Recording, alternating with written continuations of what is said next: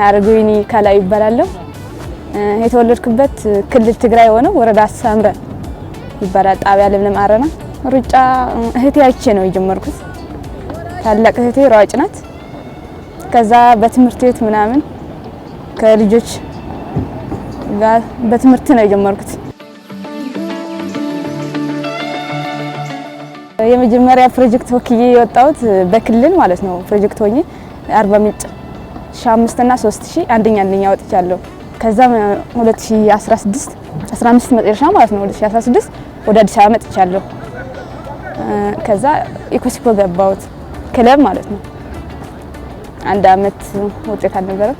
2017 ወደ ውጤት ገባሁ። አቋም መለኪያ የአዲስ አበባ በ1500 ሁለተኛ በ800 አንደኛ ወጥቻለሁ። ከዛ የክለቦች ሻምፒዮና አዲስ አበባ 1500 እና 800 አንደኛ ወጥቻለሁ። ከዛ የኢትዮጵያ ሻምፒዮና በ800 አንደኛ ወጥቻለሁ። ከዛ ወጣቶች ከ18 በታች 1500 እና 800 በ800 አንደኛ በ1500 ሁለተኛ ወጥቻለሁ።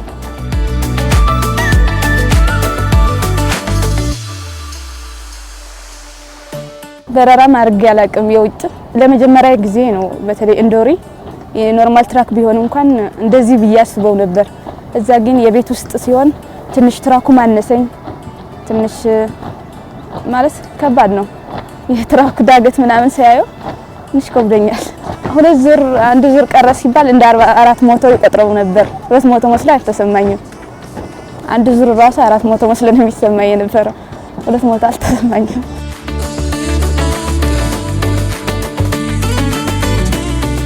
ለተሰንበት የኔ ሀገር ነው የተወለድኩበት ሀገር ናት እና እሷን ሳይ የሆነ ቀንደሷ ሆናለሁ ብዬ አስብ ነበር እና በጣም ነው የማደንቃት። ለተሰንበት ጊዜ አግኝቻታለሁ እና በጣም የዋህ ልጅ ናት።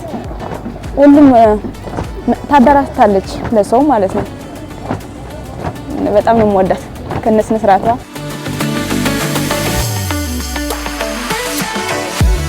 የመጨረሻ ልጅ መስኮንኩ ብዙ አልሰራውም ነው ያደኩት ማለት ታላቆች ሲሰሩ ነው። ግን ያየሁት አይጠፋኝ ማለት ሰራለሁ። እንደ በሀገራችን ህብስት ሆነ ብስት አለ በውሃ የሚበስል ማለት ነው። እነሱ ወጥ ምናምን እችላለሁ።